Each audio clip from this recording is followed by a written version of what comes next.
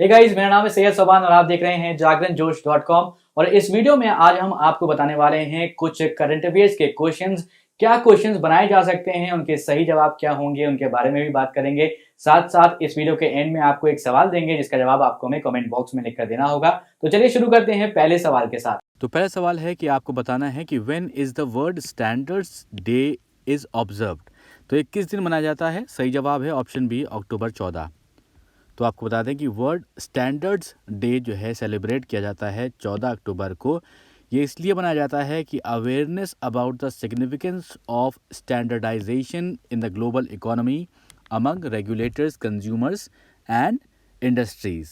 The theme of the World Standards Day 2022 is Shared Vision for a Better World, which aims at increasing the understanding of how standardization is significant in achieving the United Nations Sustainable Development Goals, यानी कि SDGs।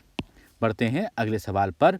President Droupadi Murmu has launched Param Kamrupa supercomputer facility in which IIT. तो ये किस IIT में हमारे जो president हैं उन्होंने लॉन्च किया है? सही जवाब है इसका आईआईटी गुवाहाटी।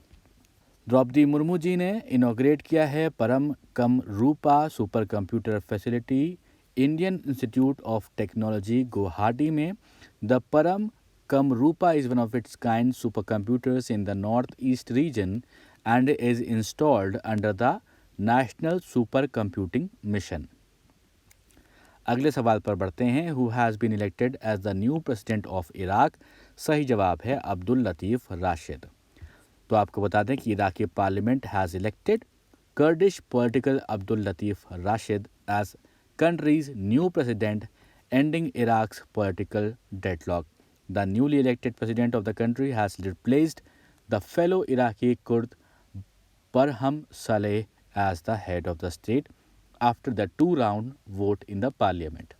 अगला सवाल। Prime minister Narendra Modi laid the foundation stone of bulk drug park in which state? कौन से स्टेट में बल्क ड्रग पार्क की शुरुआत करी है, फाउंडेशन स्टोन उसका ले किया है? इसका जो सही जवाब है ऑप्शन सी, हिमाचल प्रदेश। तो आपको बता दें कि नरेंद्र मोदी हमारे प्रधानमंत्री हैं, उन्होंने फाउंडेशन स्टोन जो है लगाया है बल्क ड्रग पार्क का हरोली कॉन्स्टिट्यूंसी में, ऊना डिस्ट्रिक्ट में, हिमाचल प्रदेश में। प्राइम मिनिस्टर जो है आपको बता दें कि during his visit he also inaugurated the Indian Institute of information technology at सालो village Haroli which will come up in Una district at the cost of ₹128 crore. अगले सवाल पर बढ़ते हैं। The 6th summit of conference on interaction and confidence building measures in Asia CICA was held in which country? इसका जो सही जवाब है वो है option B, Kazakhstan. So the 6th summit of the conference on interaction and confidence building measures in Asia kicked off in Astana, Kazakhstan on October 13, 2022. In his address, the president of Kazakhstan called for the fresh impetus of multilateral mechanism and return to the open dialogue. Next question, scientists have found a new ecosystem, the trapping zone in which country? सही जवाब है option D, Maldives. तो आपको बता दें कि the scientist on Nekton Maldives mission have discovered an evidence of the trapping zone and described it as an oasis of ocean life 500 meters below the surface. The discovery of the trapping zone and oasis of life in the depth surrounding the Maldives provides with knowledge that further support conservation commitments and sustainable ocean management. अब वो सवाल का जवाब हमने आपसे पिछले video में पूछा था। Who has been appointed as the next ambassador of India to Guinea?